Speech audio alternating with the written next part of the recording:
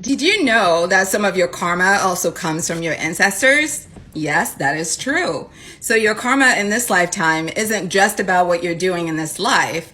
It's also the result of what has happened before you came to this life, which, when you think about it scientifically makes sense, because even speaking about women, I know this is an isolated example, but I think it's very appropriate, very appropriate and very fitting. Speaking about women's reproductive system specifically, did you know that as a woman, the egg that was created for you to give birth to your child was actually an egg that was made in your grandmother? So basically, your grandmother's egg is what is in your body when you are giving birth to your child. So your grandmother's DNA is what's connected to your child.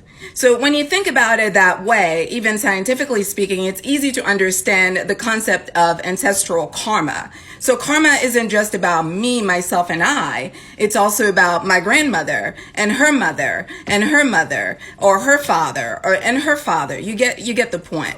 So in astrology, when we're looking at the house of karma, or the 12th house, it gives us insight into our karmic energy that was carried from before, which has everything to do with our ancestors. And our moon sign in astrology also gives us insight into our karma from our ancestors. So both those things are very telling about what your ancestors went through, what they've had to endure, what they've been trying to work through, and basically what is your task? What have you been tasked with? Because every one of us who are here to move our bloodline higher and further. And by higher, I mean on a spiritual higher plane, closer to God, kinder, more compassionate, more loving, just closer and closer to God. So whatever our ancestors are not able to work through, they pass on to us, and then it's our job to carry that on. This is why I can tell so much about somebody's upbringing based on their moon sign. This is why I was able to make this video about your childhood and your moon sign, which was relatable to a lot of people, because when the moon sign is being worked in the negative, I can tell you what the issues are.